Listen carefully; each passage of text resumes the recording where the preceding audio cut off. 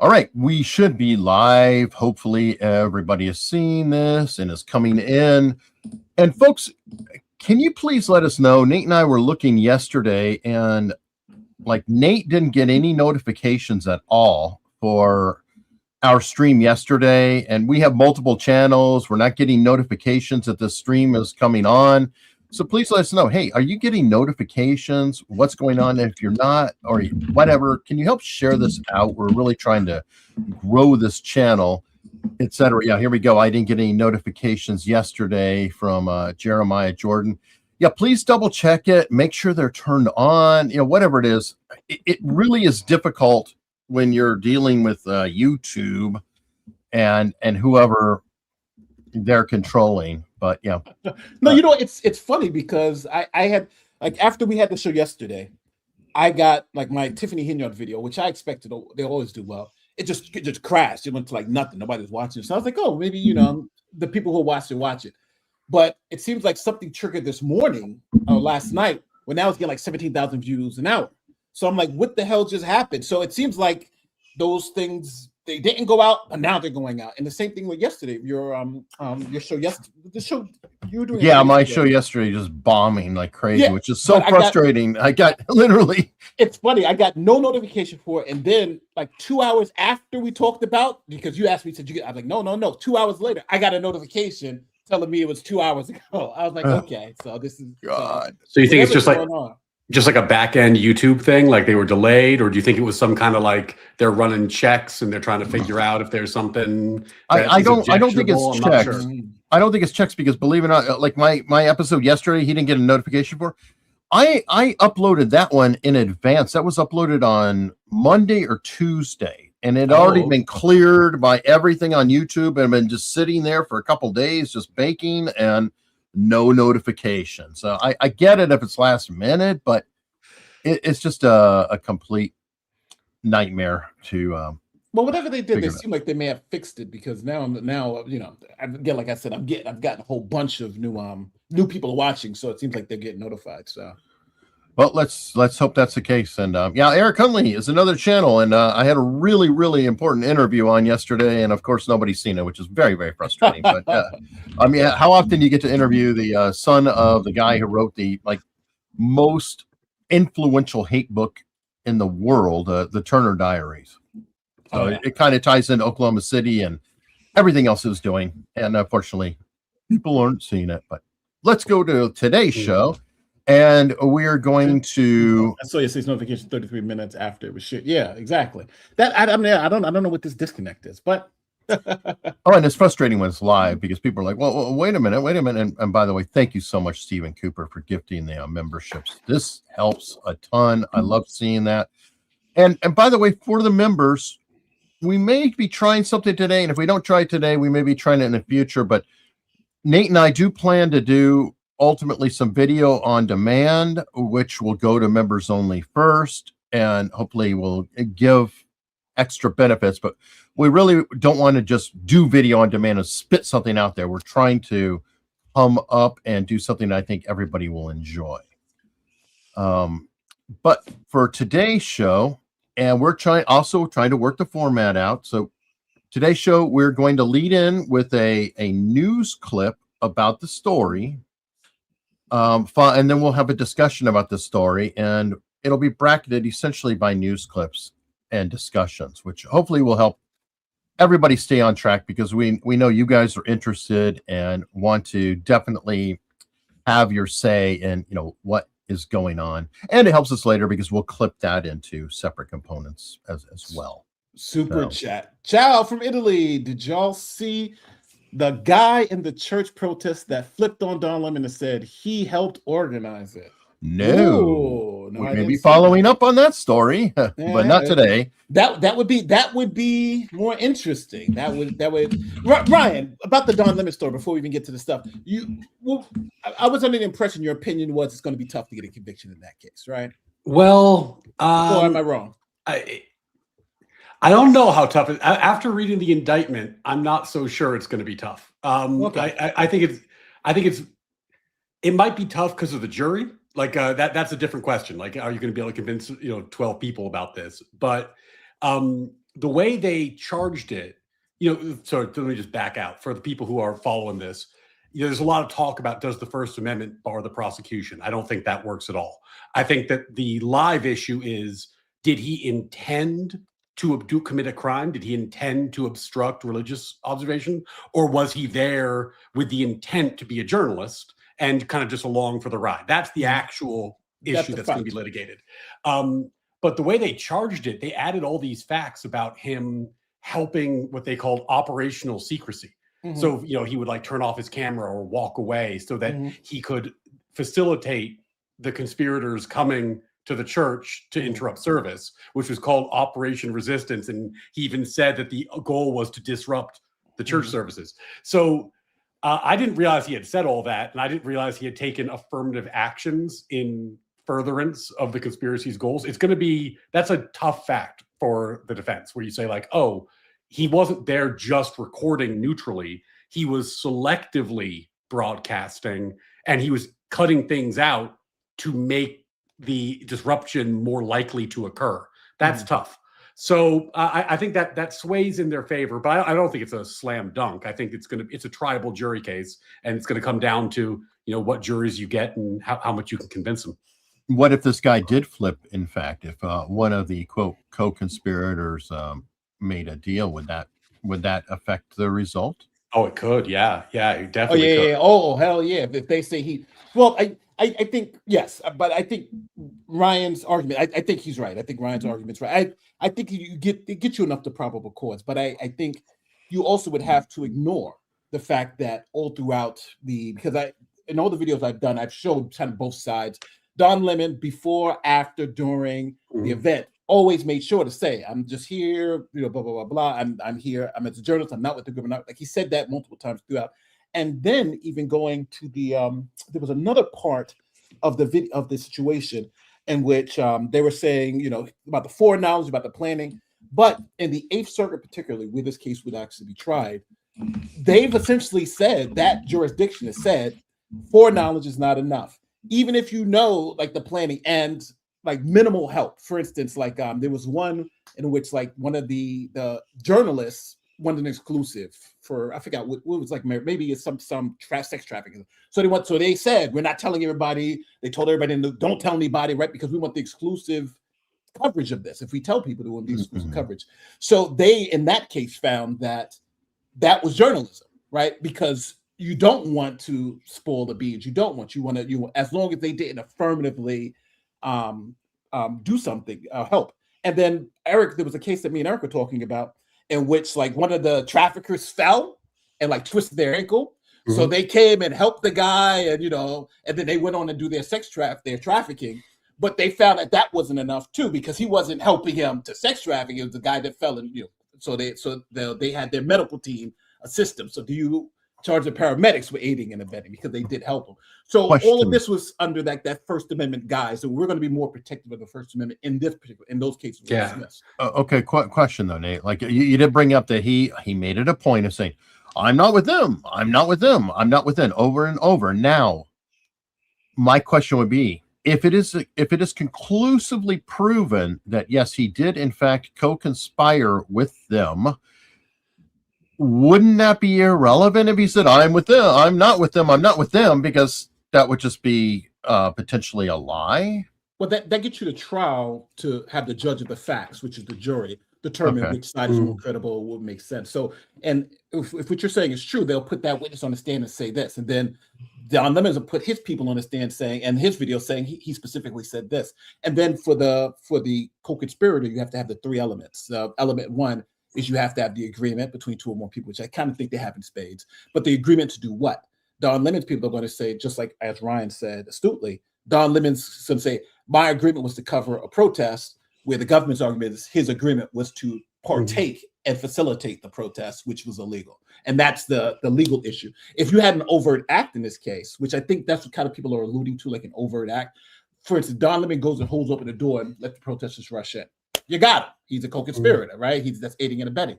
But you don't really have that knockdown piece. You have a lot of, it's possible. That's why I think the courts are going to be more protective of the First Amendment in this issue. And that's why the co-conspirator, if somebody flips and becomes a witness. And this is more just like trial presentation than it is motion practice. So this is not about like whether you're going to go up to the circuit court or something like that. But if you imagine how this plays out at trial, most defendants opt not to testify. Because if you choose to testify, the prosecution can cross-examine you. And I don't have the exact stat, but like 8-9 times out of 10, that works out very badly. You normally get eviscerated on cross. So most people choose not to testify. And what they instead do is they say, well, the prosecution has the burden to prove this beyond a reasonable doubt. So I don't have to do anything. I can win by saying nothing. So the prosecution's going to say, hey, look at this video. Look at how he edited out. He helped them do operational security. He did X, Y, and Z. They'll put up the video that says, oh, look at all the things when I said I'm with them, but I'm not with them. I'm just recording. I'm not part, and then isn't that a reasonable doubt? And that's a good argument, right? Like, if it's a 50-50, defense wins. But if you have a witness and then the witness gets on the stand and the witness says, no. When the camera wasn't rolling, he told us he was so excited. We were going to go there. He hates Jesus. He hates of course. How, he just loves praising Satan and he's going to go in there and disrupt, like now there's a lot of pressure on the defense to come up with a compelling counter narrative. Well, one I could think of immediately, though, I'm sure the defense lawyer would automatically just say, did you or did you not make a deal with the prosecution? And if you made a deal with the prosecution, how can we trust anything you're saying? Because this is self-serving for you to lie about our precious little client. They always do that. Every defense team will always do that. But the AUSAs are really clever about how they do this. So what they do is they write these, when they make deals with witnesses, the deal says that we will submit a letter that will say that we think that if you did a good job cooperating, we'll write a letter on your behalf at sentencing for your conviction when you plead guilty, and that we took a plea deal. But it's still up to the judge to decide what to do. So they'll say, like, is there any actual deal in place whereas you don't get jail time? No. And they suspend sentencing until the trial of Don Lemon's over. So they structure these deals so that after they get asked that question, the prosecutor can get back up and say, well, do you have any guarantee that you're not going to jail for this? And he's going to, I have no guarantee. It's like, well, if it turns out you were lying, does that void your deal? Absolutely, it voids my deal. Do you think, if you were saying something that was untruthful, do you think that would increase your jail time because we wrote into your deal that if you lie under penalty of perjury, we can charge you for perjury? And they're like, I think it would increase my jail time. So they've kind of, this happens so often that they've structured the deals to make the witness testimony more compelling.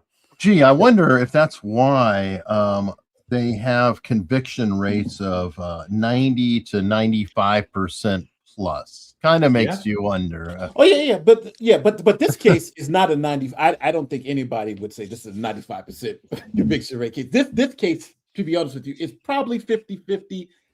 Because I still think they're going to struggle to get through probable cause. But what about witness? If there's a witness, that has to help. Well, there could be a lot of stuff. I would think it would help, but I'm also saying in this jurisdiction, this is particularly very protective of journalistic rights. Well, hold on, Nate. We don't know that the whole jury is going to be picked from Minneapolis-St. Paul. It could potentially be elsewhere in the state. They could move the trial to elsewhere in Minnesota, where there are red areas all over Minnesota that aren't in the giant urban areas. So I think that moving the location of the trial could make a difference, right? Well, I'm not talking about the jurors for the trial. When I'm talking about even getting to the trial, I'm saying the judiciary there has already looked at this case in the same facts and said there was no probable cause. The same facts that we've seen, right? Said there's no probable cause. Now they went to a grand jury and convinced the grand jury, okay, there is probable cause for these. Now there's going to be a probable cause hearing. And they're going to go back to those same judges that have already seen this and said there's no probable cause and try to convince them. Because if I'm Don Lemon's defense attorney... All right, Ryan, you got to calm that keyboard down. You're going to make me crazy. I'm so sorry. I thought I muted it. My bad. That's my bad. I thought I muted it so you wouldn't hear it, but somehow you heard it anyway. You're filling in for good logic because he's got the keyboard scenario too. My God, you guys. Yeah. No. I do it to irritate my chat, but I wasn't trying to do it to irritate you. That's my bad. Wow. Well, trust me, you feel it. Future guidance that'll help. Do you have a microphone sitting on your desk? Yeah, like Yeti. I need to get got a Yeti on the desk. Yeah, that I need to get one of those that Nate has. Yeah. They're about $60. Yeah, but good essentially, I'm just to like main this simple. It's just that the judiciary there, based on their own precedent, seems to be very, very, very restrictive in allowing these types of prosecutions to go forward. And he wasn't the only journalist. So I'm saying, I don't know if this even gets to the jury because they're still going to have to go through this judiciary who's already doesn't believe this has probable cause, even though they've gotten a thing. The one thing I'm skeptical of is because what you're talking about isn't a jury issue. You're talking about motion practice. So this could get appealed. This could go up independent of the jury trial, right? Yeah. So in the modern age, right? Like Don Lemon doesn't work for CNN anymore. Right? He's got a YouTube channel. He's got like 1 million subs. So he's got a big YouTube channel, but like it's not that much bigger than yours, Nate. You know, like what does member of the press mean? You know what I mean? Because like we have this like freedom of the press issue with the First Amendment, but in the modern era, everybody's the press. You know what I mean? If for example, if it wasn't Don Lemon, it's not Don Lemon. It's just one of the people, right? Michael Lemon, who's disrupting the church, but he's streaming it because they want to stream it. They want this to be broadcast for posterity. You know, at what point does this raise First Amendment concerns if everyone's broadcasting everything, everybody's streaming everything the way we do today? Well, the right to for me, the right is not a right of a corporation. It's an individualized right. That's it. Yeah. So as an individualized right, if you're doing it, it's not about who has the right, but what activities are you doing and do they fit within that, right? Like the freedom of religion, right? It's not just it's for everybody, not just churches. And it depends on the activity that you're particularly performing, if that can be coached into, the free exercise thereof. Kurt had a really fascinating explanation about this that I thought that hit me and made it understandable. And that's Uncivil Law, folks. Kurt from Uncivil Law. On here, he stated that the freedom of press is really just freedom of speech, that the press is nothing more than the mechanism for distribution of said speech. So literally, if it's a reporter putting it on the news or somebody standing on the corner in the public square yelling it, it's the same freedom.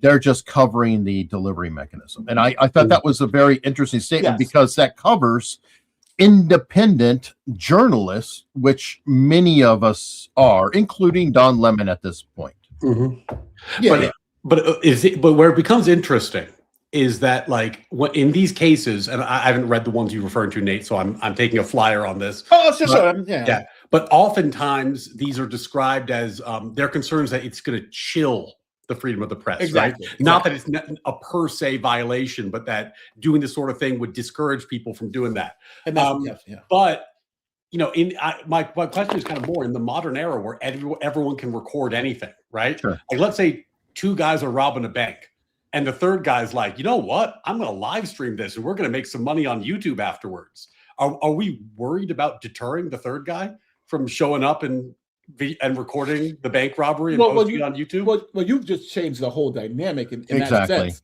Because if he is going to benefit from the bank robbery, he's doing this to benefit the bank and even more benefit, right, of the bank robbery. We're going to make some more money on this type of thing. Then I think you have, because now his intent to go there was to effectuate a bank robbery. It's just the means and methods he's doing is filming it versus him holding a gun. So he's going there for the purpose of aiding and abetting a bank robbery. Yeah. Where I think the issue with Don Lemon is that's the thing that cuts squarely. If it's 50-50, if you're going there to film a bank robbery or you're going there to participate in the bank robbery, that's the rub. And that's the jury issue. I don't think you could decide that on motion practice. That's a question of fact. But that's a probable cause question because that's why the magistrate wouldn't sign it, because you need the three, right? You need the agreement, the specific intent to do the crime, and then the overt act. They're trapped up on, well, do you have the second element? Do you have probable cause for the second element? I believe they do. But the judges there don't believe they do, and they don't believe it for exactly the reason why you said, because of the chilling effect. All right, well, we'll leave this to the commenters in the chat, and we're going to shift into the first story of today, I think. All right. Let me just take down these 2 super chats so we can just move forward from this. Yeah. All right, so First Amendment is more than press. The FACE Act has religion to make it constitutional. With religion, in both cases, it makes it a focus. I agree. I tend to agree with Ryan more, just so everybody, I'm just playing kind of devil's advocate, so for those of you who don't crush me in the chat. After the church incident, Don Lemon made a video called "The Churchgoers White Supremacists." Yeah, but that after the fact. Again, these are all factual questions that I think would be best left to enjoy, but it's time for us to move on. Thank you, though, for the super chats, and hopefully you answer your question. But Ryan, before we move on, I want to make sure you have your final say, and then we'll move on to the next topic, because you seem like you're about to say something. No, I guess I was going to ask you a criminal procedure question, because I don't know the answer to it. It's a legitimate question, because I've never seen this come up before.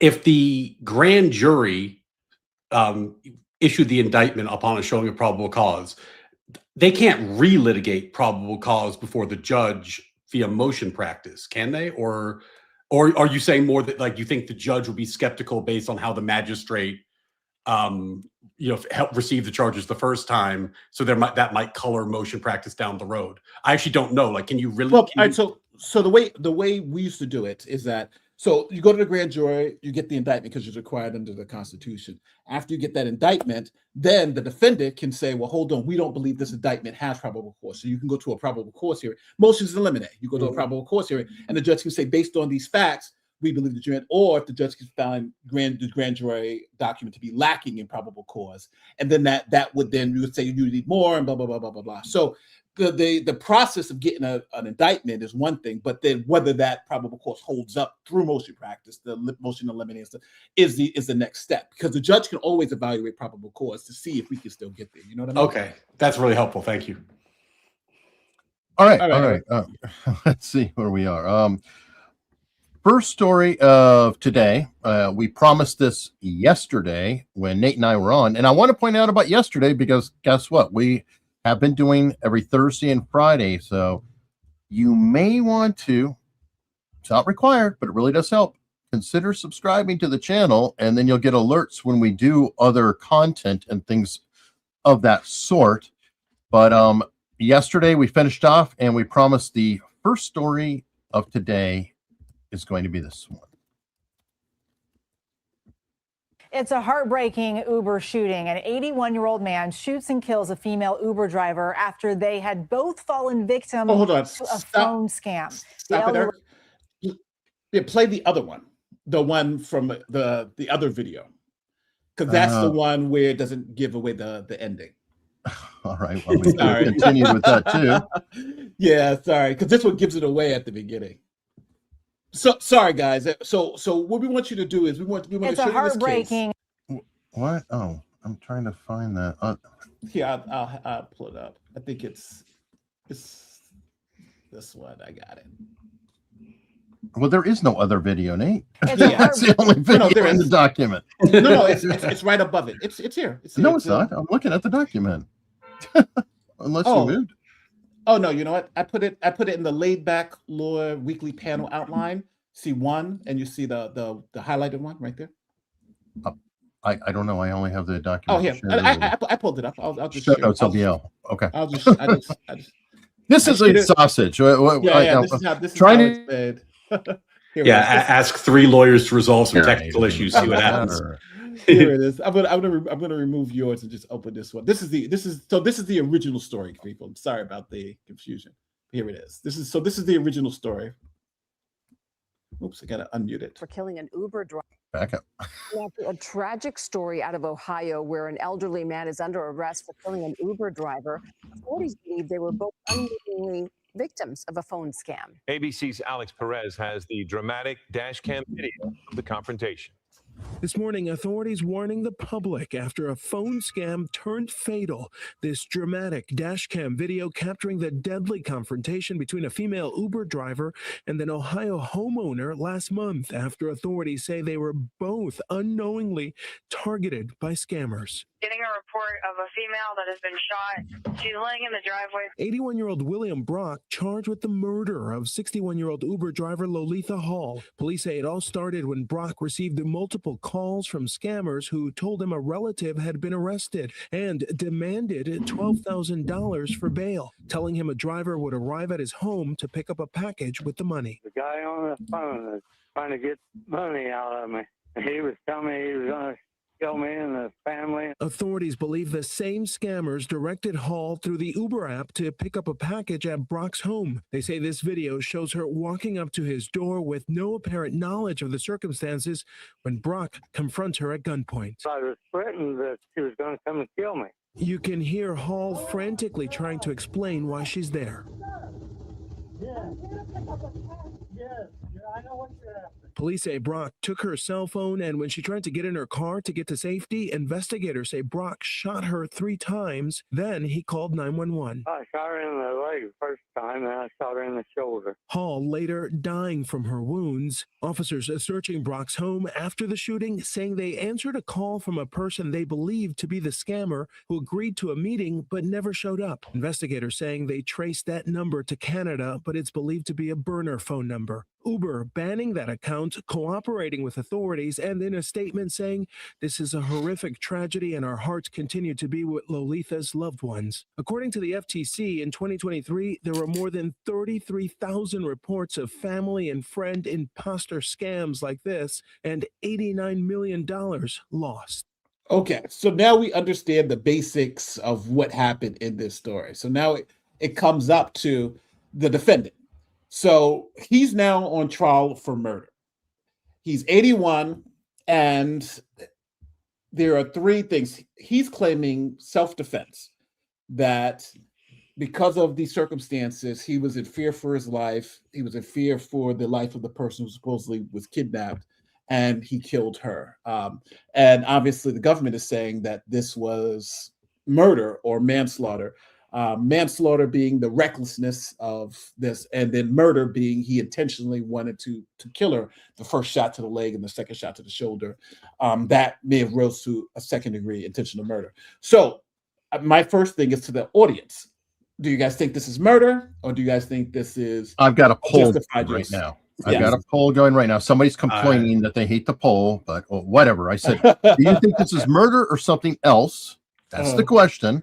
Yes, no, or I don't know. And somebody's already complaining about a bad poll. So from the defendant's perspective, because I don't have a million characters to write, is this murder or something else, which means it could be another charge, or I don't know. Yes, no, I don't know. It's not terrible. Before you guys answer, there are a couple of things I want to make sure that the video didn't say explicitly, but was said at trial. Number 1, there were no weapons from the alleged victim.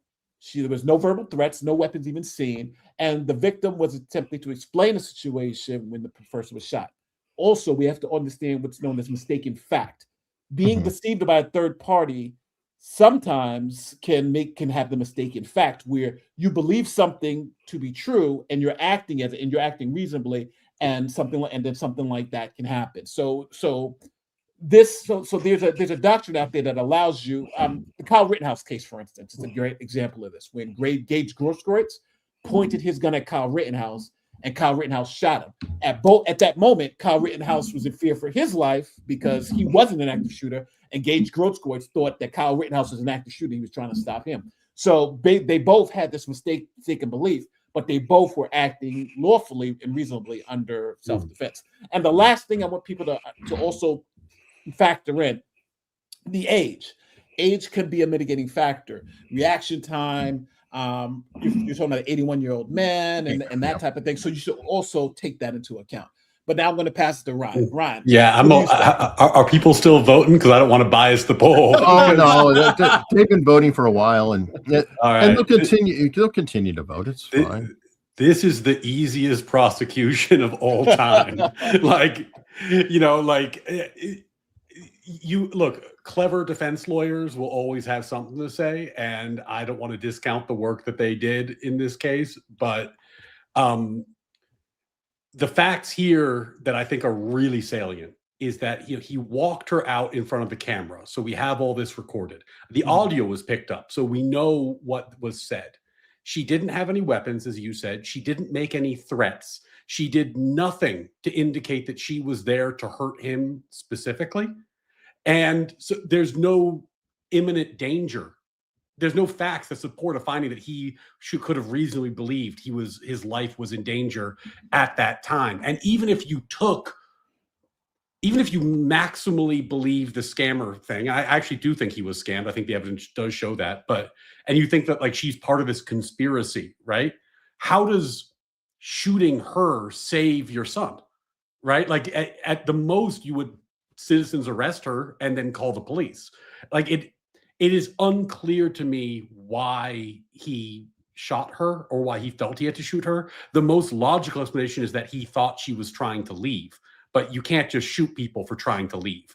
That's, so this strikes me as a fairly easy prosecution. Okay, well, and I've got I've had the results queued up, but I do want to share this chat here from the Mean Gene. If I'm 83 and I'm told there's people coming to kill me, if I get robbed and then someone shows up, they're both victims. Yeah, but the problem is that in civilian self-defense, there's an eminence element that you can't just overlook, right? It has to be an imminent use of deadly physical force. You can't believe the person's going to kill me next week. It's got to be imminent before you can use self-defense. And in this particular moment, someone comes to you with a cell phone in their hand, there's no imminent threat of death or serious physical injury. And you've walked the person out to the car, the person, if you can argue fertile movements or something like that.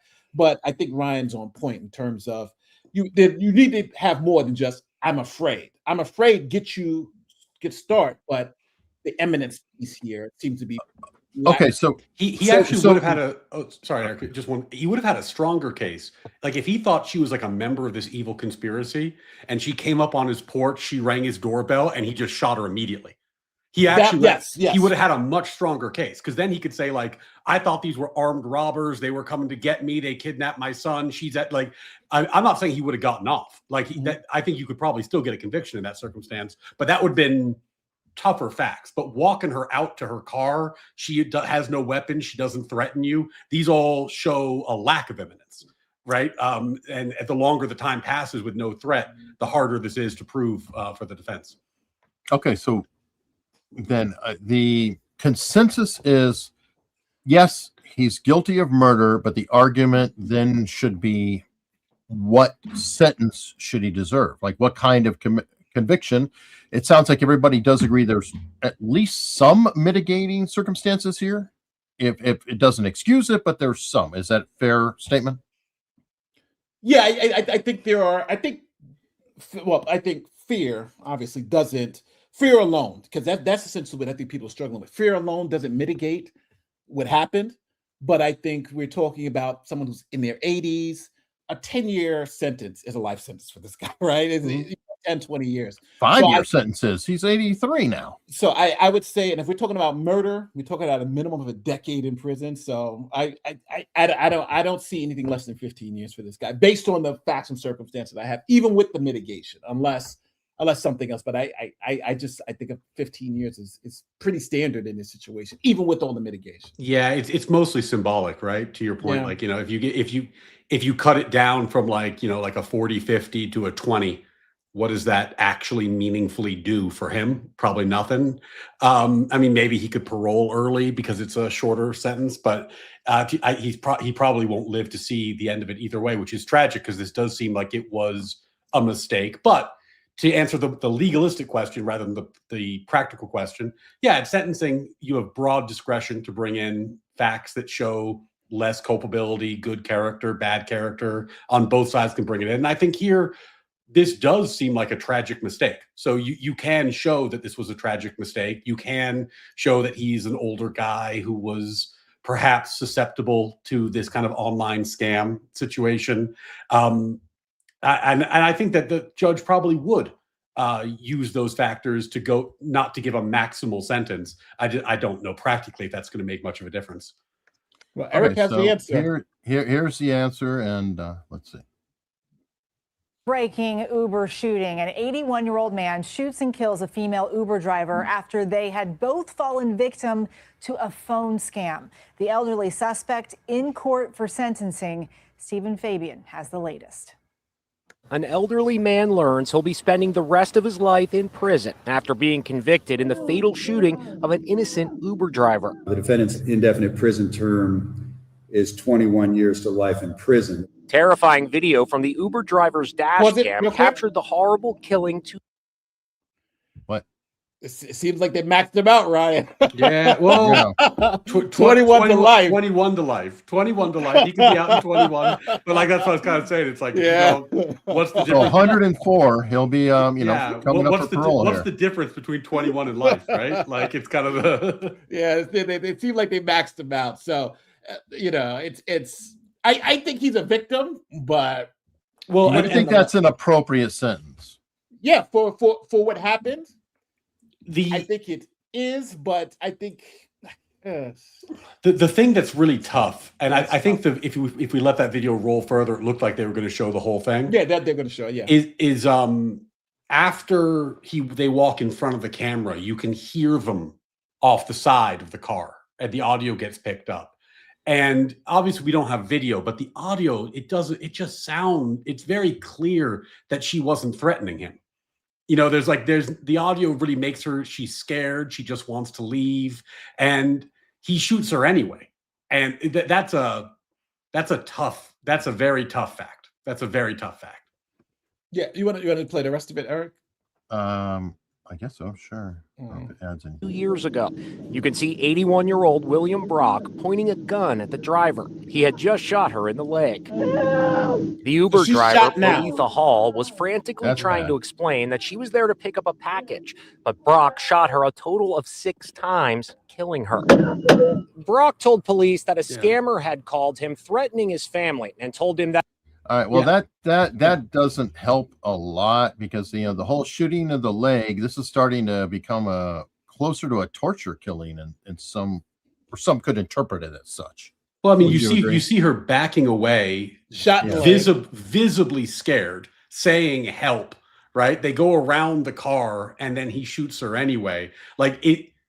It's very hard to imagine a jury, and of course they didn't, they convicted, but imagine trying to find a juror who looked at that and says, that's self-defense. That's tough.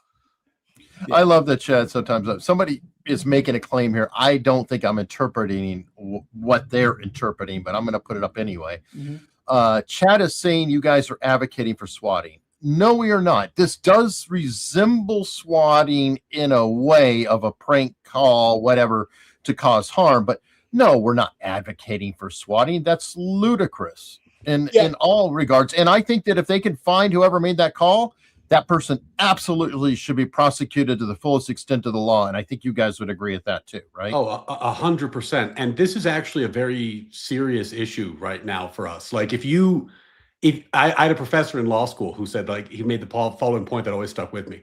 If you actually could get a count for every instance of a phone scam, which is a crime, by the way, those are all crimes. When I probably get 5 of those a day where someone calls me with some fraudulent offer, right? This happens all the time. This would be it. Our modern era phone internet scams would outweigh all crimes in human history by number. It's a massive problem, and particularly for the elderly who are often the victims of these scams and are less equipped to see through them. This is a very serious problem, and here it resulted in someone's death ultimately. But normally it results in less flashy things like elderly people giving up their life savings, giving up their insurance, giving up their means for survival in the future. And this guy, I think, lost $12,000 at least was what I read. I haven't seen that proven. So this is not a small issue. This is a very serious issue. We're not advocating for that. That needs a solve, but the solution can't be shooting innocent Uber drivers. That's just not how you solve the problem. Yeah. Well, I would argue, I'm sorry. I would argue whoever did the phone scam is textbook felony murder, correct? They're committing a felony and somebody died. Isn't that felony murder? It depends on the state. It depends on where you're at. So just while we're kind of a little hesitant. In some states, the requirement for felony murder, it has to be an inherently dangerous felony. So bank robbery, for instance, is an inherently dangerous felony, and if somebody dies within that, you get felony murder. In other states, they don't give a F. If felony, somebody died, you got felony murder. So it really depends on where you're at. I'm not sure exactly where the story's at, but sometimes you can pull that. Hey, your felony led directly to this. And well, he was literally the cause. I mean, there's proof here that whoever made the call, they called not only him, but they called the female. So I mean, come on, the third party, I would think, has a major hand in this. But that's what we're saying. The element you have to overcome in that jurisdiction, if that jurisdiction holds, most jurisdictions have one element, and that element is it an inherently dangerous felony? Is an inherently dangerous felony to call someone and scam them? Could that lead to someone's death? And generally, just because it did doesn't mean that it's an inherently dangerous felony. And that's the thing that generally, I think in Minnesota, that's one of the things you have to overcome. So it really depends on where you're at. This is Ohio. So, yeah, it was Ohio. I do not pretend to know what the felony murder statute is in Ohio, but assuming it's this inherently dangerous standard for the sake of argument, if we were trying to prosecute that, I guess what you would say is that even if, well, sorry, let me bracket this. There's two ways the analysis could go. In some states, it's not a factual analysis, it's a categorical analysis. Yeah. So they're not asking, were these facts inherently dangerous? They ask, is the felony you've been charged with in the category of inherently dangerous? And a scam is probably not categorically inherently dangerous, right? We saw this with Luigi Mangione recently when the death penalty got taken off the table because the death penalty enabling charge was stalking. And stalking is not inherently a crime of violence. So like even if his stalking was a crime of violence, categorically it doesn't fall into that category. Yeah, and in Ohio, I just looked up the law. You have to have here is the law to get felony murder. It must be a qualifying predicate felony. Those felonies must have some aspects of violence: aggravated robbery, aggravated burglary, felonious assault, etc. The statute itself defines it. So something like this phone scam, would not qualify as one of the predicate felonies. And even though it's approximate cause of death and all that stuff, so that's where it would last. So, but just to answer the question, do they have the inherently dangerous felony test? No, but their tests, they have a list of predicate felonies, and this is not one of those predicate felonies. But that doesn't mean you couldn't, even if you couldn't charge him with murder, that doesn't mean you couldn't upcharge him. Like there's a lot of creative ways to start getting, a bigger sentence on there. You mean like the OJ prosecution in Las Vegas? I'm not familiar. I actually don't know how they charged that one. How'd that go? Oh, well, the OJ prosecution in Las Vegas was after, obviously, the Nicole murder, and he was acquitted. In Las Vegas, some people had stolen some memorabilia from him, and he went in with another guy, and he robbed it back.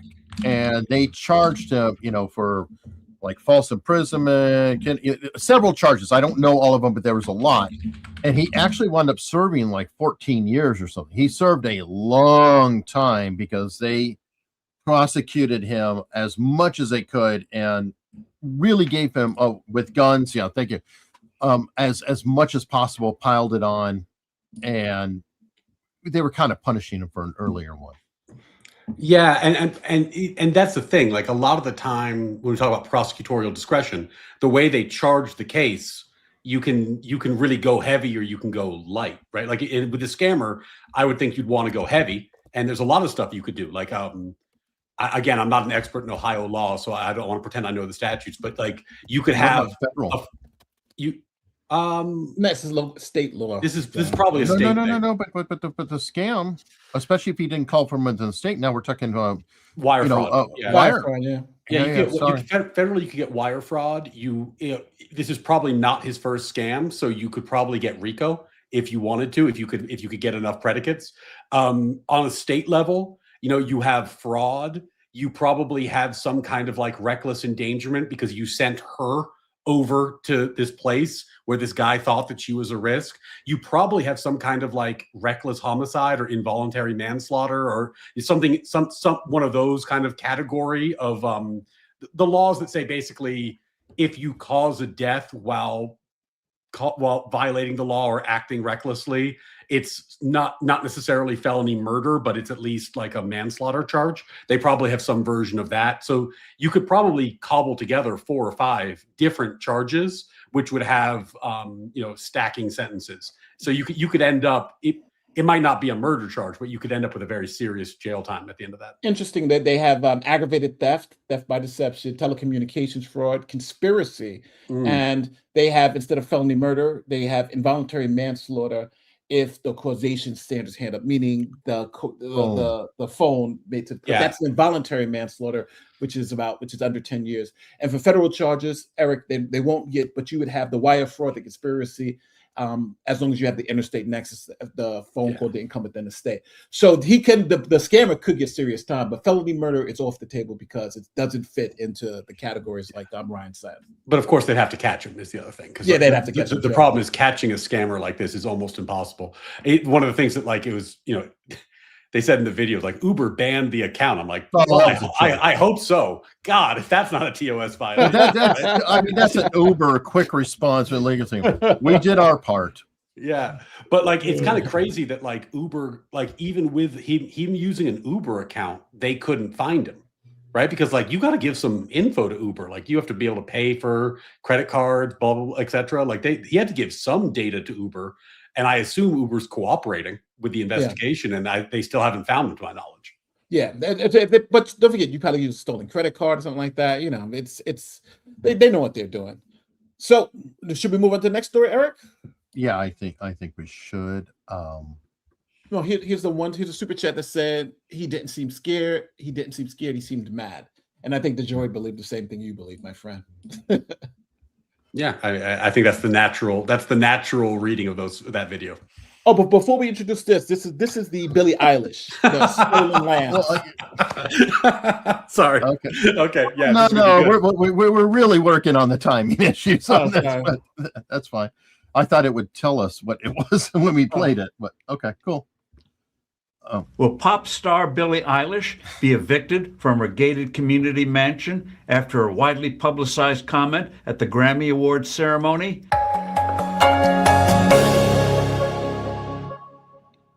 Hello, I'm Steve Forbes, and this is What's Ahead, where you get the insights you need to better navigate these turbulent times. In her acceptance speech for an award at the Grammys, singer and songwriter Billie Eilish denounced the Immigration and Customs Enforcement Agency, known by everyone these days by its initials ICE. She memorably declared, "No one is illegal on stolen land."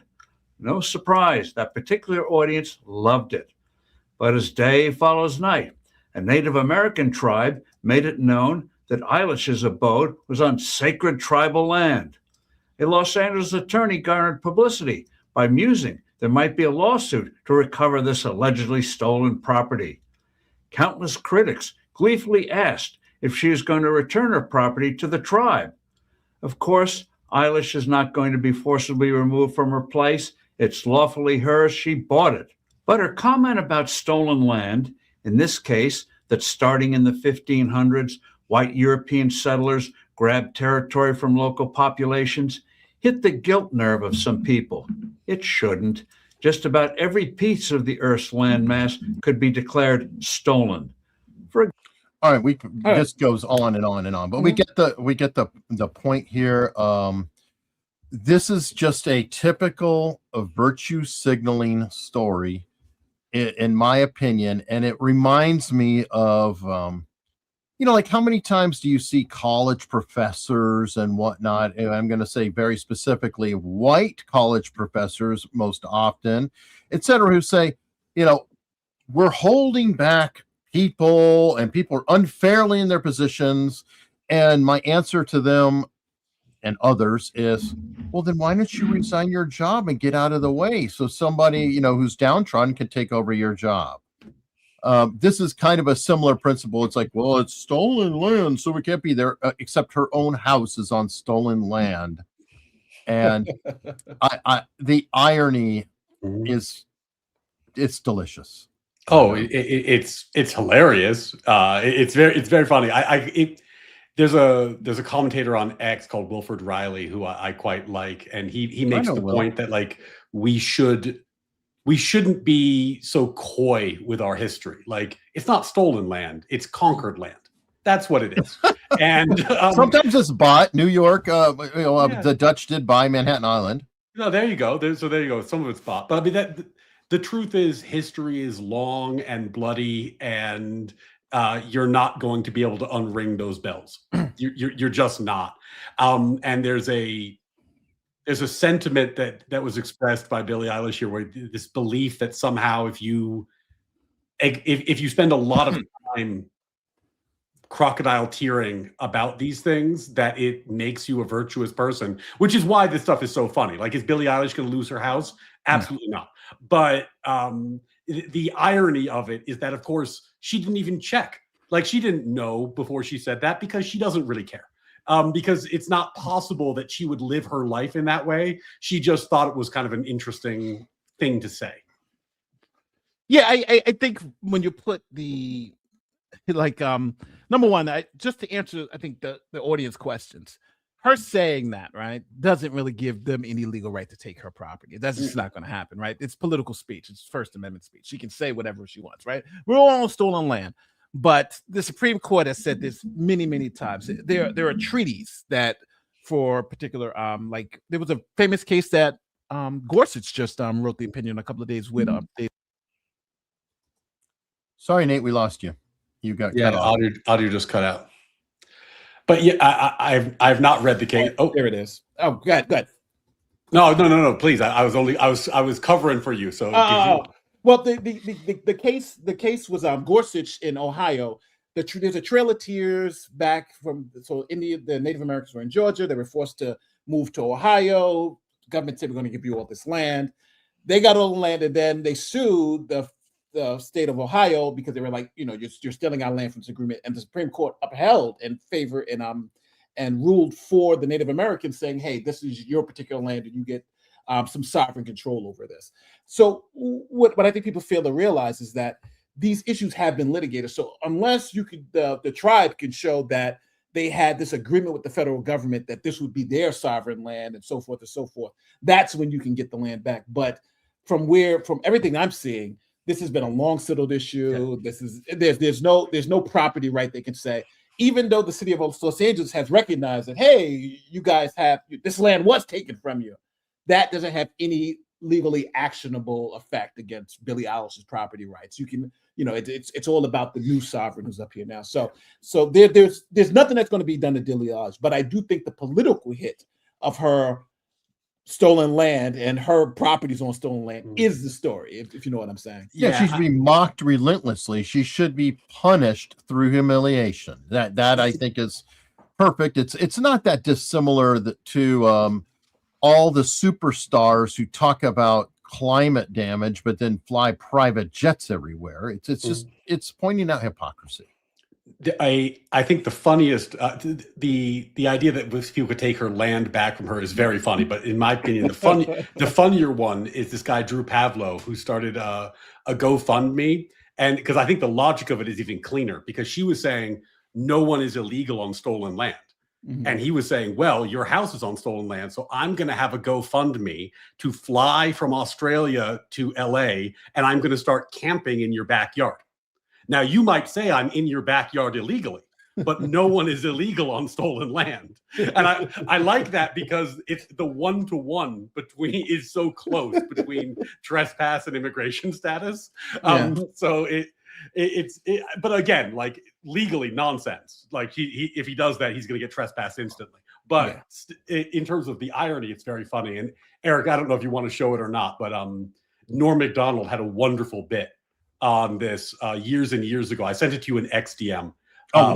No, all right. No, okay, never mind. So we'll do it up. But if you guys I'll look for it. He's getting it. If you guys have not seen it, treat yourself. It's Norm Macdonald's Stolen Land Award Show. He did a bit on this years and years ago when people had common sense. Is it Saturday Night Live? No, he was actually at an award show. Okay, perfect. Then it's probably usable. No, I'm Saturday Night Live. Oh yeah, they strike everything. They will beat the hell. Oh yeah, out my God, they will. So that's all I'm saying. So all right. Oh, what the hell did I do? You no, hit the wrong button. Sorry, I'm McDonald's. Thank you. Thank you, but I am sorry I cannot, in good conscience, accept this award on behalf of Melissa McCarthy. I instead have chosen to give my time to a friend who has something very important to say. Comedy Central is also really bad about it, so that's why I'm going to stop, and then I'll hit play again.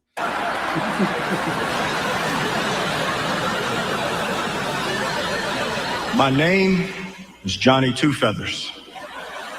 While you enjoy tonight's show, I want you to think about something. The spot where you're sitting, every square foot of ground in this country was stolen from my ancestors. And after you stole it, you murdered them. So you'll forgive us if we do not laugh along. Now, can you pause it? There is nothing. The crazy part about this, these are the same people who would find this offensive today. John Stewart, yes. You saw John Stewart, right? No, Yeah. they're laughing at this. They're Yes. belly laughing too. This is not even like close. And You're right. they are saying that this is what you're seeing now is reprehensible. Yeah. Right? And when people say, like that the left has moved left exponentially quickly and they've kind of left a lot of normal people behind, that's what they're referring to. Like the same thing that you found hilarious. You found it hilarious a few years ago, now is deeply offensive. There's a lot of whiplash there. Oh, yeah. 100%. And by the way, this Norm is a genius comedian. I wrote a thread on Norm Macdonald that actually did extremely well on X and went completely viral. It's modesty day. It went really viral. It went mega viral. It doesn't matter. It was very, very popular, but he hits humor on so many levels because he's mocking not only the claims, but also Marlon Brando directly, because Marlon Brando very famously brought out a Native American. Now, the funniest part is knowing Norm, the guy who had on the headdress is probably not actually Native American, which would put it to the proper level, because the same woman that Marlon Brando trotted out to accept his award, her family has admitted after her death, yeah, she's not Native American at all. Yeah. So on all levels, it is hilarious. Well, and what it really shows is there's a commentator called Rob Henderson who has this concept I love called luxury beliefs, which is that like if you get to a certain level of success, you're so comfortable that you can afford to have bad ideas. If you were broke, you couldn't have bad ideas like this because you'd starve. But you're so comfortable that you can display your status by having these idiotic ideas that you're still insulated from because of how powerful and successful you are. So like, for example, when a celebrity names their kids like Charlie Wolf and Elsie Otter, it's like, well, that would be a real serious disability for those kids moving through life, except for the fact that they're going to inherit millions of dollars. So you get away with this luxury belief, right? Yeah. This is what that strikes me as. Like, if you have the time and inclination to say that modern immigration policy is somehow decided by historic wrongs in 1600, 1700, 1800, you're just saying that like I have so much, I'm broadcasting my virtue and my status to you because I'm making a point that doesn't make any sense, and I don't really have to make sense. It's not up to me to make sense. I can just be emotive in this way and people will applaud for me. And they used to laugh at the joke, but now people take it seriously for whatever that's worth. Fair enough. And not much more to cover on this story. It's that's it pretty much writes itself. Hypocrisy, always fun to talk about. But we're going to shift now to a serious story, and I definitely want to see what everybody thinks about it, because it could potentially affect all of us. Yeah, but before we play the clip, here is the quick intro before we play the clip. I'm not going to give anything away. Defendant, former transplant unit head. So this is the person, when someone dies and you need an organ transplant, this is the person who says, give this person that organ to save their life. The allegations is he falsified patients' records. Patients were removed from the transplant list by this guy, and the federal indictment says he did it for some financial gain. So, Eric, play the clip. The doctor now faces federal charges accused of falsifying patient medical records. Prosecutors say he falsified those records in a way that made some patients ineligible for donor organs, and the patients never even knew. KPRC2's Devin Clark was in the courtroom as the judge laid out the accusations. Today in court, Dr. John Stevenson Bynum sat stone-faced with his arms crossed at times in the back of the courtroom next to his wife, seated until his name was called. He later pleaded not guilty. A judge told Bynum he was not on trial today and that he was not required to make any statement.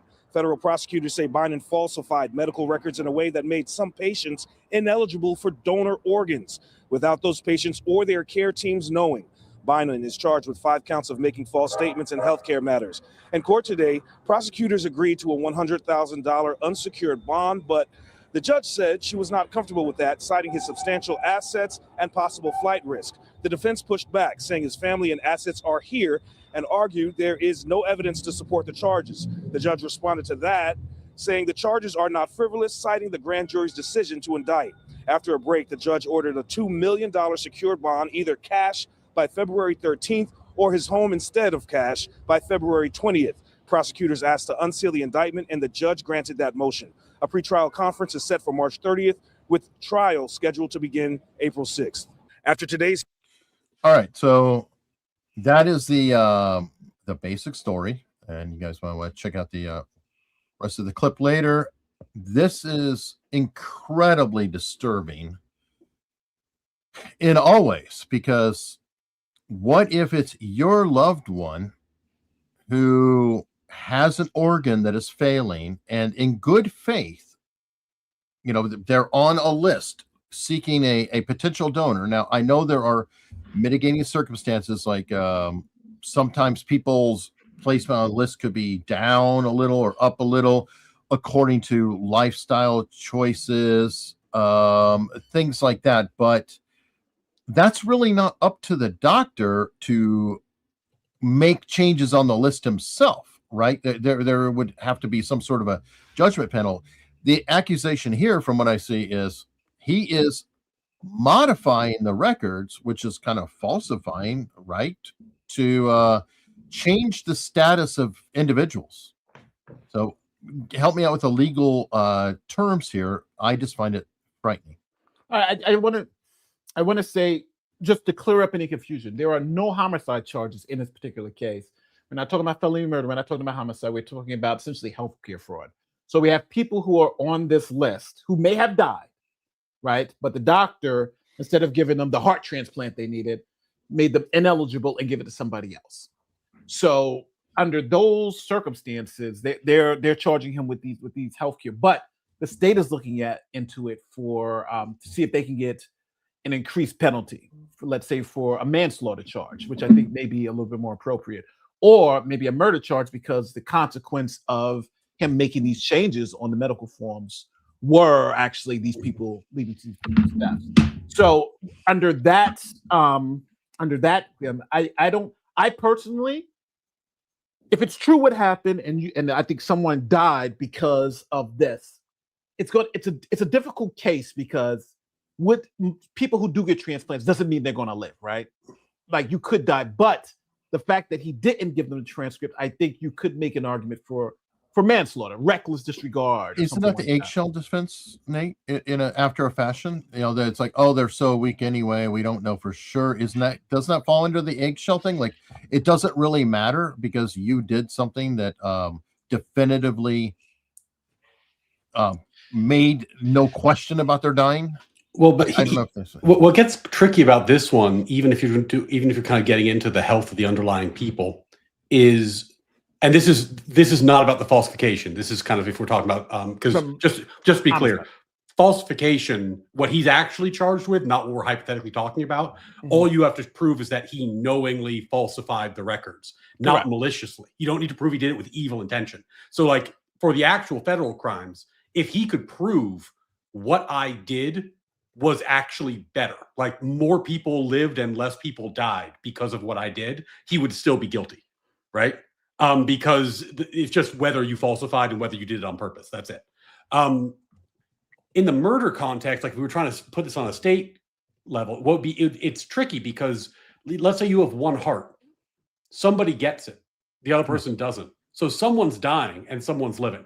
Yes. Right. And you're allocating who's living and who's dying by who gets the transplant, but you're not. There's no scenario where both people live. So that would become a little bit complicated to show causation in some sense. Like, yes, one person might have died, but in this context, someone was always going to die. Yeah, but it's like, even though in this context, someone's going to die, is the part that he facilitate, because this is like a facilitation effort here, right? This is going to this person because he fits this criteria.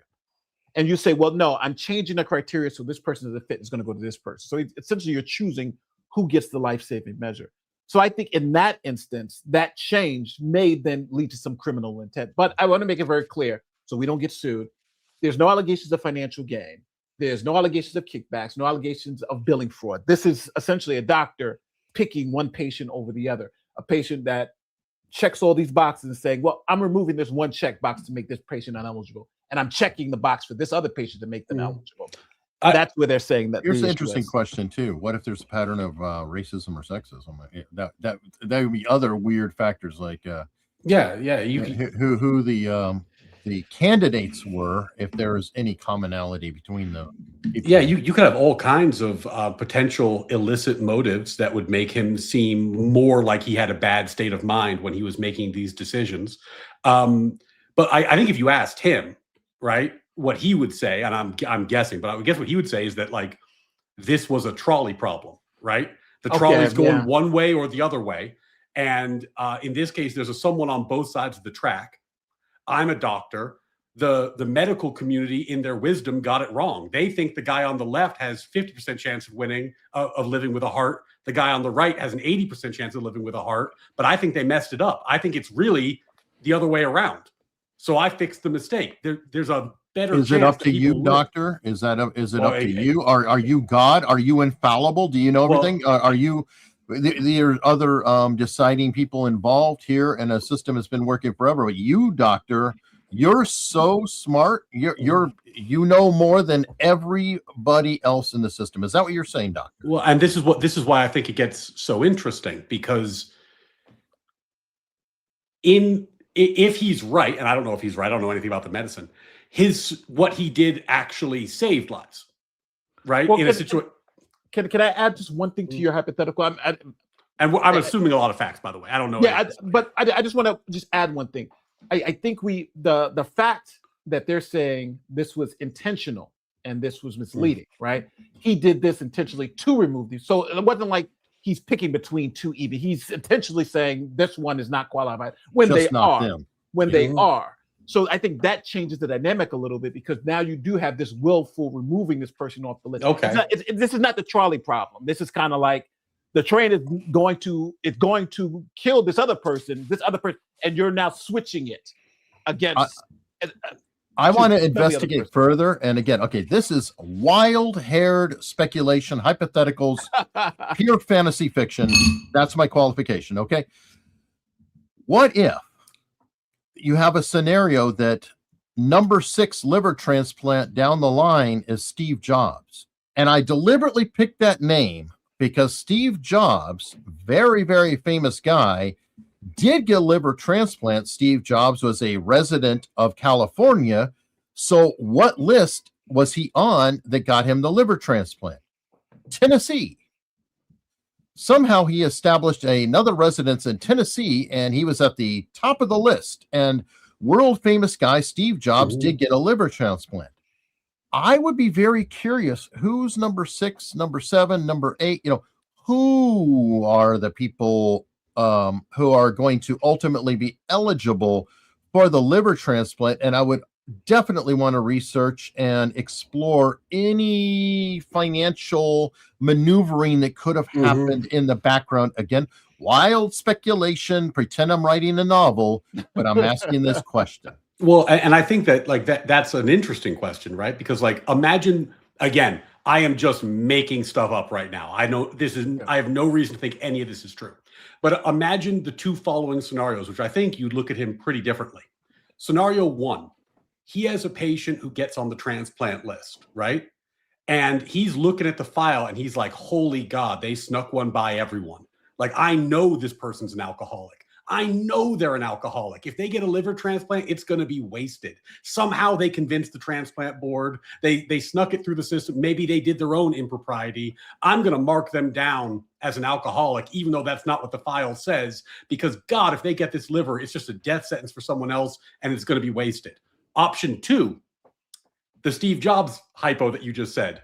Man, I just got paid by this very rich person who said that if I could knock everyone down the liver transplant list, then they would give me, $15 million once they get their liver.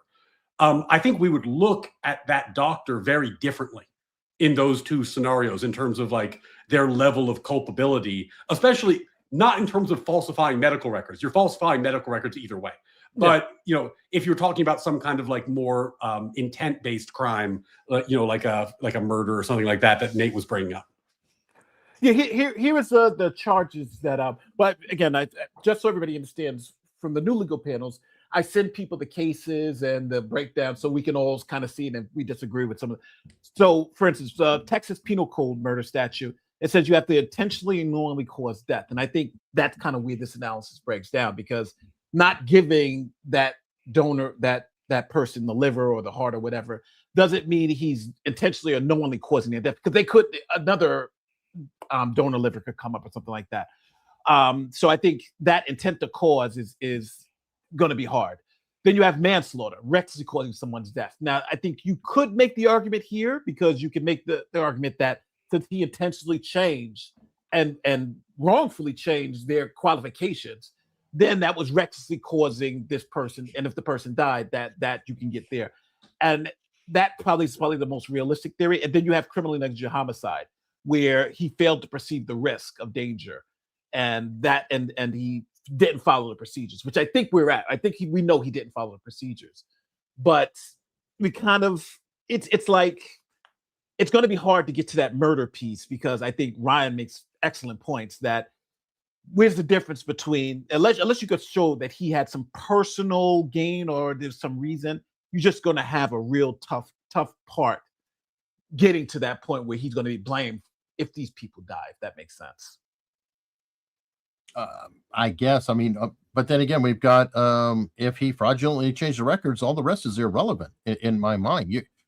You're screwing with a particular system. And Ryan, your example about, I know he's alcoholic. Well, is there a board? How is it determined? Can you go up there and can you say, I raise an objection, and you submit that said objection to the board or whatever that might be? It just seems it feels shady. Anytime you're changing and you've got this life and death scenario, one, I feel like it shouldn't be one person deciding at all. It probably should be several people or a committee with supporting evidence as well as quickly as possible, because people are pointing out in the chat, and I think it's a fair point, that it's not only what number you are on the list, but it's how good of a match are you. Like if the blood type or whatever for the liver donor is completely different or would not be super compatible with number one on the list, then it should be whoever the highest compatibility is. I think we'd agree on that, right? That yeah, but it's tricky. This would be very complicated to get to like some kind of murder or even manslaughter type conviction. I'm trying to think through the causation, right? Because you have to show that but for your actions, this person wouldn't have died, right? So you would have to show that, like, not only that your actions bumped them down the list, but if you hadn't done that, they would have gotten a liver or whatever the organ is, which is not certain, and that they would have lived rather than they would have not lived, right? Because even if you get a transplant, there's a chance the surgery goes badly. So like you'd have to, it'd be a very tricky trial. You'd have to bring in a lot of medical experts to talk about the probability that X, Y, and Z would have happened, and that somebody probably would have lived instead of dying. Because you could imagine a scenario where he did this and it actually didn't meaningfully change the odds of the next person down on the list, because the liver that came in, to your point, Eric, was the wrong blood type anyway. So he did this, and it didn't actually have the impact. But fraud is fraud. Fraud is fraud. Fraudulently changing the medical records is fraudulently changing the medical records. You're right. You may not be able to go any further on that. But now let's switch to the civil side with the hat. What kind of liability would he and the medical institution he worked for have in this case?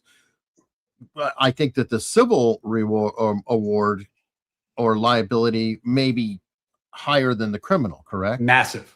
Oh yeah. Because you have 5. This happened 5 times. Because the just everybody stance, the civil liability is just about the process. Did you follow the process? Did you follow the common standards? And obviously they've indicted him because he wasn't following the proper standards and protocols. And that's essentially how you get in a civil court. And you can show that, hey, I would have gotten this. It doesn't have to show that you would have lived, but I would have gotten this benefit, and this person that died through fraud. Then I think you got it, right? You don't. I don't have to. They don't have to give me the house, but the potential of me getting the house or getting the benefit was denied to me, and that's so now this doctor would then have to pay me, or his insurance, which I'm assuming his insurance company would pay him. And the what about the institution? Because from what I understand, the institution itself has been, their rating has been like spanked down or something. Like there have been some ramifications to the Herman Memorial, I think is the Memorial Herman, yeah. Hospital involved. I mean, they're going to get malpractice suits. Their malpractice insurance is going to spike. Whenever you sue in a malpractice, you never name just the doctor. You name the doctor and everyone the doctor ever looked at, right? I mean, this is going to be everybody who was involved in this decision, even tangentially, is going to get named. They're not all going to be liable, but like the hospital's definitely going to be named in a civil suit. To the point that we were talking about earlier about the difficulty in proving causation for a murder, that's because you have to prove causation beyond a reasonable doubt. So I have to show that this action caused a death beyond a reasonable doubt. In civil suit, I just need to show it by preponderance. So I just need to show more likely than not this action caused a death. That's a lot easier to do. So just on evidentiary level, you can make that case. I mean, we don't know the facts necessarily, but that seems like that would be a much stronger case to me. What about I don't know if this would fall under civil or be falling under criminal. What about like his medical license? Could that be in jeopardy for what he is doing here and things like that? So I don't. The fraud puts that in jeopardy immediately. It's just like if a lawyer was fraud, it's definitely going to put, because then it goes to the ethics board and they'll say, well, because we can't trust you in this stuff. So I think it's malpractice insurance. Malpractice, very difficult to get that. But I do want to go back to the criminal liability, because just so everybody understands, there's the cause, the but-for causation, I think is an issue. But I also think you have the superseding cause issue. If these people are already sick, already dying, if the doctors, because of their prior medical condition, right, their precondition, that then legally, if the defense can show that there's a superseding cause to the death, the alcoholism, not the lack of a transplant, then you really can't get them on the criminal aspect. So you have the proximate cause, and I forget the other one, the proximate cause, and then you have the superseding cause. And I think here you could have the doctor will make the argument that, hey, there's a huge superseding cause, right? That's the reason why they needed the transplant. I didn't kill them. It was the fact that they had this pre-existing condition that killed them. Yeah, it would be very expert heavy. You'd have multiple experts on both sides coming in and talking about the science and walking through the processes, and the jury would just have to sort that out. But it would be tricky to prove that. On the ethics side, obviously I think Nate and I are more familiar with legal ethics than medical ethics, just because we're both lawyers. But the way these ethical rules are structured is that they're maximally protective of the client, if that makes sense. Like if you look at legal ethics, they don't read like ethical rules for the culture at large. They're all about protecting the client from us most of the time. That's, you can't take advantage of the client. You can't mess with the client's money. You can't share the client's secrets. Can't sleep with the client. Yeah, there's all sorts of rules. So that would fall. So using that would fall in those 5 people would be protected more than the doctor. Is that? Oh yeah, definitely. Medical ethics are designed to protect people from doctors, right? Like the doctor, and actually this scenario is, I think, exactly the sort of thing they should be maximally protective of, which is like I am your patient. You must put my interests first. You cannot, prioritize strangers over me, right? And I guess the doctor would make some argument for the medical board, about triage or pandemic scenarios where it's what if I have to pick and it's an emergency, blah, blah, blah. But this does seem to me like the sort of thing that medical ethics must prevent, which is, you're doing harm to your patient to benefit someone else.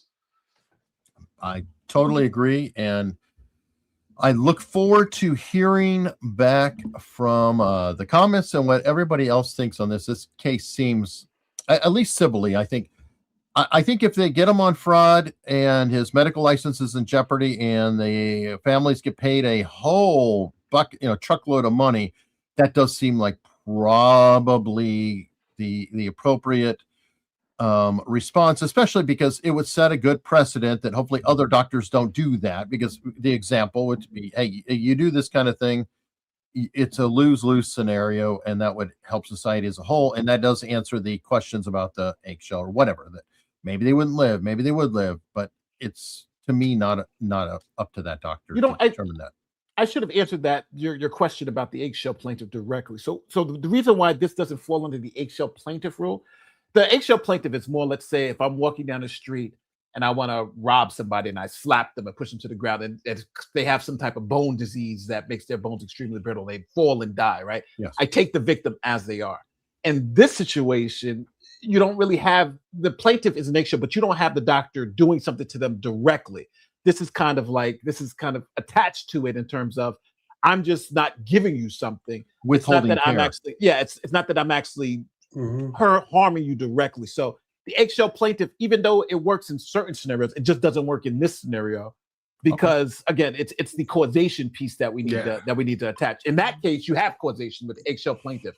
You have the causation. Here, you just don't have that causation. You have a lot of intervening causes that makes this even more complicated. But what's interesting on the civil side, if you're talking about tort law, is that the classic tort example about duty to rescue is if you're a bystander, you see somebody drowning in a lake and you do nothing.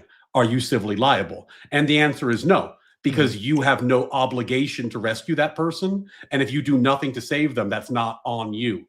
But if you are a paramedic on duty? Well, that's the if you have a duty to that person, which you can acquire in a variety of ways, because of your relationship to that person, or because you start rescuing them, then all of a sudden you are liable because you have a duty to rescue. And I would say a doctor both has a duty because of their status as your doctor and because they started rescuing you. They started giving you medical care. So they've taken on this obligation.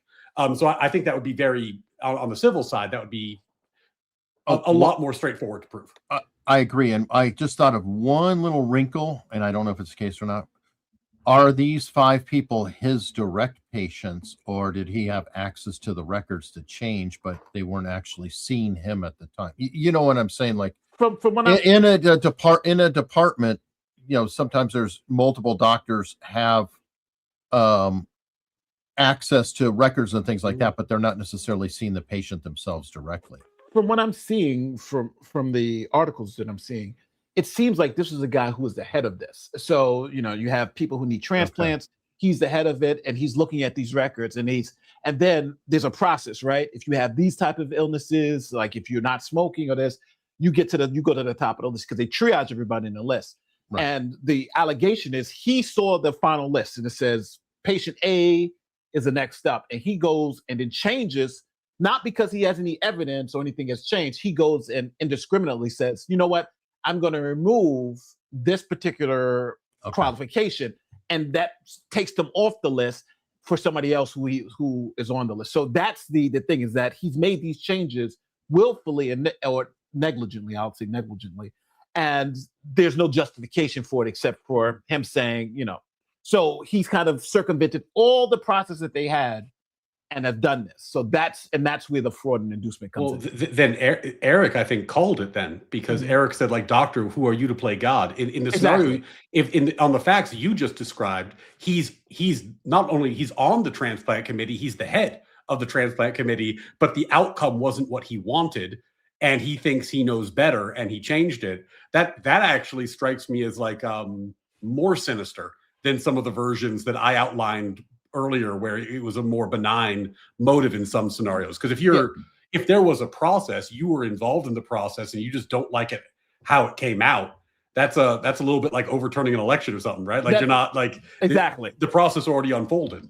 He's charged with knowingly, willfully falsifying medical records for that purpose. Now, again, there's no allegations of financial gain or anything like that, but it's kind of like, we know he forcibly did this. We know this was wrong to do.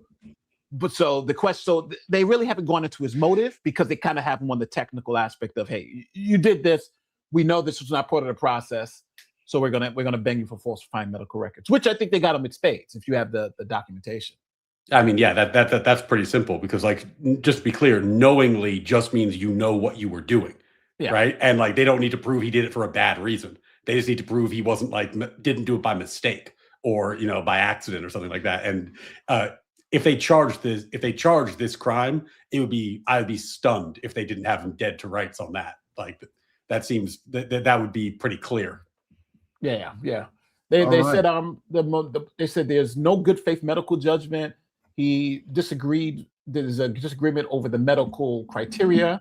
So that's what the defense is trying to say. He was disagreeing with the criteria. He disagreed with this. But again, if you have an established system and that system says this, and it's not up to you. So it's like you saying, he's playing God. All right. Well, we're going to run one last short story.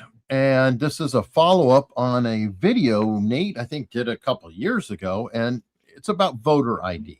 A lot of people have been going around, and there was even a clip by somebody who went to, I think it was in California, like outside of Berkeley, and they approached a bunch of minorities, specifically Black folks, saying, hey, it wasn't Black folks there. It was just students there saying, what do you think about having to show ID? And the students were like, well, minorities, they don't know where to go, and it's racist to have them show ID. And then the same person went to like New York, Black neighborhood, and they're like, yeah, it's right around the corner over here. Yeah, I got an ID. Yeah, I got no problem.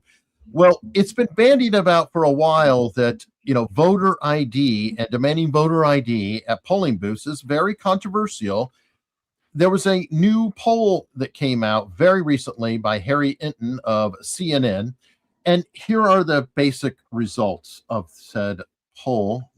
Before you play this, I'm just going to read these two super chats because they were on point for the last story. I just don't want people to think we didn't see them. If the doctor took money for redirecting organs, could that be construed as August harvesting, using the doctor's system as a vehicle for activity? Yes, well, we explained that a little bit earlier. If there's a financial gain, then we're talking about now criminal statutes, murder and things of that nature. I prefer infinite wisdom instead of just wisdom. So go ahead, Eric. So I just wanted to get those two super chats out so people know we saw them. The American people are with Nicki Minaj, because what are we talking about here? So take a look here. Favor voter ID to vote. Look, I got all this polling on the screen going back since 2018. You'll notice on all of it, it's all north of 75%, 76%, 76%, 76%, 81%, and then 83% in the last year of Americans agree with Nicki Minaj. They favor photo ID to be able to vote. What about by party? What's the party breakdown? Yeah, normally you might expect, hey, there'd be a big divide by party with Republicans really for it and Democrats really against it, but not really here. I mean, just take a look here. Favor photo ID to vote. You got 95% of Republicans, pretty much all of them, but even 71% of Democrats favor photo ID to vote. So again, Nicki Minaj posting that on X, and what you see is that the American people, actually, it's not really all that controversial. The American people are with Nicki Minaj, whether they are Republican or even if they are Democrats. We're talking about 7 in 10 Democrats agreeing with Nicki Minaj that you, in fact, should show a voter ID to vote. What's the racial breakdown? Okay, what's the racial breakdown on this, right? Because I think a lot of people make the argument that people of color, non-white Americans, have a harder time procuring a photo ID to vote. But even here, take a look here. Favor photo ID to vote. 85% of white people favor it. 82% of Latino, 76% of Black Americans favor it. So the bottom line is this. Voter ID is not controversial in this country. A photo ID to vote is not controversial in this country. It is not controversial by party, and it is not controversial by race. The vast majority of Americans agree with Nicki Minaj that, in fact, you should have a photo ID to be able to vote. So it makes you wonder, why is it controversial? I mean, those are overwhelming numbers. I mean, can you imagine if one of our elections was dictated by any of those results? I mean, it would just be a massive, massive landslide. 7 out of 10. However, it still keeps coming up all the time. It's almost like the 10 to 15% of people who are against it. So it's 83. So 17%. It's almost like the 17% all work for the mainstream or on Twitter or X. Yeah, and it's also, what they didn't show was a poll of Democratic politicians who are concerned that this would do something to their voter base, right? Like, because then you're going to see suddenly, everyone's against it. I think this is one of those issues where the people who are against it are the specific subset of elected officials in one party. And a couple of loud people on X. And I've always found this really, the logic of this incredibly patronizing. The idea, sometimes I've heard people say to me with a straight face, they're like, you can't expect Black people to get a voter ID. I'm just like, what do you think of Black people? That you think that they are uniquely incapable of getting an ID. It boggles my mind. It just strikes me as soft frankly, bigotry, deeply insulting, to be honest with you. Soft bigotry of low expectations, as George W. Bush said. Yeah, I think there's two levels to the voter ID issue. The first level is the poll tax argument, because that was the initial argument against voter IDs. So the thing is that, I forgot in what state, but you had to pay something like $20 or $30 to get an ID. And they were saying that poor people can't get the state issued government ID because they didn't have the money to pay for that ID. And if you're making people pay to get something to exercise their voting right, then that is essentially a poll tax, and the Constitution says no for poll taxes. So that was the earlier argument. So then states like Georgia and the rest of the states said, okay, we understand that argument. So we're going to have specific voter IDs you don't have to pay for it. You can go pick them up, just like it's free to register to vote. And most states now have implemented that, where you can get an ID for free if you're just going to vote. So that's one piece. So I think that issue, the poll tax issue, has been removed. That was Obama and the Attorney General then. But now I think the issue is, I think exactly what Ryan is saying. It's essentially, I'm going to say it's essentially racism. It's essentially saying Black people are too dumb to go get ID. Black people are, and we live in a modern world. Everyone has an ID, right? Everyone has to have a phone and ID. It's funny because I think I was just watching the show, and they're in the hood. They're talking. They're like, "Hey, but who here doesn't have a phone?" No one didn't raise their hand, right? Everyone has a phone. So it's almost like they're saying Black people are so dumb and stupid that they can't put together just to go get an ID for free to vote. And I think that kind of shows this paternalistic sense, like, we're going to tell you what's good for you, instead of expecting those people, if they do want to be a part of the process, they go get an ID. This is not a hard thing to do.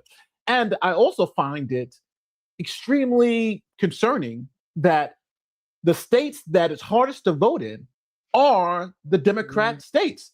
It's harder to vote in New York than it is to vote in Georgia, Texas, and all these states. Matter of fact, in Texas, they automatically register you to vote unless you opt out of registering to vote. In New York, you got to go through a whole process. You do have to show ID in New York. New York pretends that you don't have to show ID. But under federal law, when you first register to vote, they have to you got to show some physical form of photo ID. So it's crazy, because I think a lot of times we get so wrapped up in the political narrative that we don't look at what's actually happening in these particular states. A liberal state like New York, it is something like, I think PolitiFact did it, which is left wing. It's extremely harder to vote. You have less time to vote, less days to vote, and harder to get to the polls than it is in places like Georgia, Alabama, Texas. There's been a whole study done on this. But don't let facts and reality disturb a good political story. You know what I mean? Well, and here I found that video, if anybody's curious, that is exactly on point to the what I feel is racism or paternalism, whatever you want to call it. Do you have an opinion on voter ID laws? Yeah, they're usually pretty racist and they're bad. I think voter ID laws are a way to perpetuate racism. Would you go as far as say those laws are racist? For sure. Do you think it suppresses the African American vote? Definitely. Tell us how. Because they're less likely to have state IDs. Minority voters are less likely to have the kinds of IDs that have been described or required. These type of people don't live in areas with easy access to DMVs or other places where they can get identification. You can always get These people. I was like, Jesus Christ. Yeah. Okay, so hold on. Let's go fast forward. I don't want to play because he did great work here. Everybody should check it out. Now let's go to a predominantly black neighborhood and see what they have to say. Yes. Because I have my ID and my friends have their ID, so like we know what we need to carry around. Yeah, everybody that I know have ID. Like that's one of the things you need to walk around with New York with, an ID. Do you know any black adult who does not have ID? No, I don't. Is it a weird thing to even say that? Yes, it is. Where's the I think that's something for everybody. I mean, but that's exactly on point, right, Nate? Yes, but I'm going to play a video because I like to just give people the full. This is an old video of me before pre-brain surgery. But in this video, it has clips of why they're saying it's racist. So because the Republicans have essentially giving this argument to them. So I just I would be daft not to actually show you the other side. Yeah. So here it is. Well, don't forget, I'm still trying to do this brain surgery. Here we go. All right, so here is the video. Again, it's me years ago. Their intent on why they're passing these. All right, here it is. Listen to this. The law is going to kick the Democrats in the butt. If it hurts a bunch of lazy blacks that wants the government to give them everything, so be it. And it just so happens that a lot of those people vote Democrat. Gee. It's something we're working on all over the country because in the states where they do have voter ID laws, you've seen actually elections begin to change towards more conservative candidates. Voter ID, which is going to allow Governor Romney to win the state of Pennsylvania. Done. A lot of us are campaign officials or campaign professionals and do everything we can to help. Sometimes we think that's voter ID, sometimes we think that's longer lines, whatever it may be. Do you think that the attention drawn to voter ID affected last year's elections? Yeah, I think a little bit. I think we probably had a better election. Think about this. We got Obama by 5%, which was big. You know, a lot of people lost sight of that. He won. He beat McCain by 10%, and he beat Romney by 5%. I think that probably voter ID had helped a bit in that. Know that a lot of Republicans since 1984 in the presidential races have not been able to win in Wisconsin. Why would it be any different for Ted Cruz or a Donald Trump? Well, I think Hillary Clinton is about the weakest candidate the Democrats have ever put up. And now we have photo ID, and I think photo ID is going to make a little bit of a difference as well. So I want to say that's what I think a lot of people are responding to, because they're openly saying we're instituting voter ID because we think it's going to hurt black populations and these poor populations in terms of access to the polls and doing this type of thing. But in reality, those people are now saying, well, like you showed in your video, we have the IDs. This is really not an issue. So I think sometimes it's just like, you got to kind of hold people to what they say. And if they're saying that we're putting these laws in place for this particular purpose, I think then you can, the response to that is, well, that does seem racist. But then I think on the back end of it, it's kind of like, but does that still play out today? And I think the polls show everybody has ID today. So that it's a non-issue. Yeah, I mean, I think we got to be, I think you can be politically honest, like mail-in ballots. We all know that helps the Democratic Party more than the Republican Party, right? And we all know that that's why the Democratic Party is really in favor of them and the Republican Party is not. Like, there, a certain amount of this is just real politics and people being, political animals. But like the video clip, Eric, that you showed, it reminded me of this incredible stat that I can't remember who put this on X recently, but there's a study done by basically like how do white people speak to black people?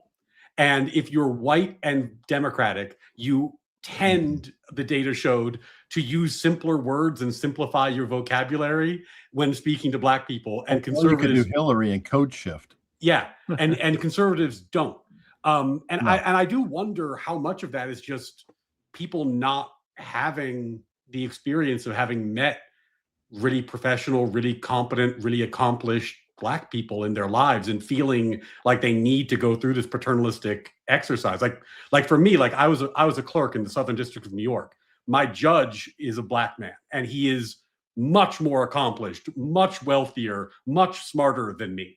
Right? Like he's done so much in his career that I could only aspire to do. So it's very hard to have those experiences and then go like, well, you know, we need to talk down to Black people generally. It's just it makes you feel like a crazy person. And it does feel like a bit of a bubble exercise. But Nate, your point is fair. It's not like there aren't people who aren't doing the political calculus and trying to get a win on this. Yeah. And I do want to say this. I've experienced, it's funny because I tell people this, I've experienced more racism from the left than I have from the right. And I have experienced racism from the right in terms of being even called the N-word in the South, right? And I've experienced racism on the left in law school, as recently as in law school. And I told Eric the story many times. I was one of the top students in my law school. I actually took the bar while I was in law school because my GPA was so high, and passed the bar, and they allow you to become what's called a pro bono scholar. And the state allows you to practice to help people who don't have any money. So you're essentially their lawyer for your last year of law school. But putting all that aside, there was in law school, everyone there is in the top of their class. All the people in law school are the go-get. Like if you go to your college, the top 10% are the people who are going to law school, right? These are all the best. So we had Princeton, we had this, and there was this young woman, I think she was from Princeton, as one of the Ivies. And she would have a problem in one of our classes towards. So the professor was like, hey, why don't you, Nate. Now this person had done great work with immigrants and all this. This person, had done work with the president of the United States at the time, Bill Clinton. So this person was there, and she said, well, no, not really, because he's from City College, he may not know the material, blah, blah, blah, blah, blah. The professor's like, all right, do what you want to do. So I was doing my reviews, and she came in, and then I helped her out. And at the end of law school, we're graduating, right? She literally stopped me and says, hey, listen, I had to confront my own biases against Black people. And I didn't even know I had them, because you are probably one of the most intelligent lawyers that we have. And I suspected that because you are from this area, you're from this school, that you weren't this person. But now I wouldn't have got through law school with you. So you've helped me overcome my own biases. And I think that's the way to do it. Like you can't tell people are going to overgeneralize directly. But if you can show people that, yes, not everyone's like this, just like in your example, then I think that opens it up. But I think the problem is nowadays people are trying to force you into that instead of showing it to you, because you can't convince people that saying, oh, not all, you got to show them that there is a different way. And I think it's funny because I get a lot of flack on my channel. Oh, Nate's got so many conservatives. Nate's got so many things. But I'm like, but what you're telling me is to show people that there's a Black man who can evaluate the law, show the stuff, and all these people who you call racist, obviously you guys are racist, who you call racist are watching millions and millions of views and trusting his opinion and going back and saying, hey, look at this wonderful lawyer at this platform who I trust. I said that overcomes racism. Not me telling them that they're racist, me showing them that I am just like anyone else in this particular forum. And I never thought the whole everyone's racist. I think what you do is you show people who you are and let them determine for themselves. And I think that's the issue we're getting now. I think as a rule, and maybe I'm wrong, you should approach just everybody at a level with an assumption that they can understand that you're completely equal. And if they can't, then you will modulate accordingly. But if you assume everybody is accomplished and bright and capable, and that's the way you talk to them from the get-go, you're not really going to go too far wrong in that. If you just assume everybody's smart, like there's a comedian out there, and I've always been super impressed by what he did, and that's Dennis Miller. I don't know if you've ever watched Dennis Miller do comedy, but his comedy is so intellectually heavy that you almost have to be, sitting there with an encyclopedia and researching all the crazy deep references and culture and things like that he's coming up with. But I like the fact that he just assumes, hey, you're all brilliant, and I'm just going to speak to you like you are. And then if somebody comes to you and they don't understand, well, then you work to help explain it. But if you give the grace to say, hey, everybody is, super valuable and super smart, I don't think it's a terrible way to approach things. Well, I think that's right. I think I would say you have a moral obligation to treat people as individuals. Yes. So they can prove to you they're a dummy, and then you might treat them like a dummy once they prove it to you. But like you got to do that on an individual basis. You can't do that on the basis of some make-believe group characteristic that you're ascribing to them. That's nonsense. And I would say immoral. But there's two things that came to mind. Maybe they're non sequiturs, but they strike me as just kind of funny since we're having this conversation. And I'll just throw them out there as food for thought. Why isn't Clarence Thomas a civil rights icon? That's always an interesting one, right? Like, because, he's been black on the Supreme Court for a long time. He is not treated like a civil rights icon. No. And then, for those of us who live in the New York City area, one of the things that always struck me on this issue is I remember during COVID, I had to show ID and medical information to buy a cup of coffee. Yeah. Right. Yeah. And that was 2021. Like, we're not talking like a long time ago. So in a world where I have to show not just my ID, but my medical info to get a cup of coffee, we're saying that the cup of coffee is more protected than voting. Like, what are we talking about here? Yeah. It's the insanity of it, because I think at this, and I think you see that with a lot of the ideologies that the left pushes, and I think that's why they lost the last election with Trump, is because they were saying, we don't want immigration reform, we don't want this. Come to find out, Trump got more of share of the Hispanic vote, saying all the stuff about illegal immigration than he did before. Trump is a racist. Come to find out, he got a bigger share of the black vote than he did before. Trump says, all the youth idiots. Now he's gotten more share. So I think the problem is that just saying these things is not effective anymore. You kind of have to show them. And now you're putting their feet to the fire. But again, it's the political nature of things and the reality of things, I think, are two different situations. And I don't think it's helpful that the Republicans are saying, we're doing this because of lazy blacks. I think that hurts the cause. But then I also don't think saying that black people are too stupid to get IDs, I think that also hurts the cause, if that makes sense. I think we're 100% in agreement on that. And that's going to wrap up today. Before we get into what everybody's doing, please consider, if you do like this sort of thing, hit that subscribe below.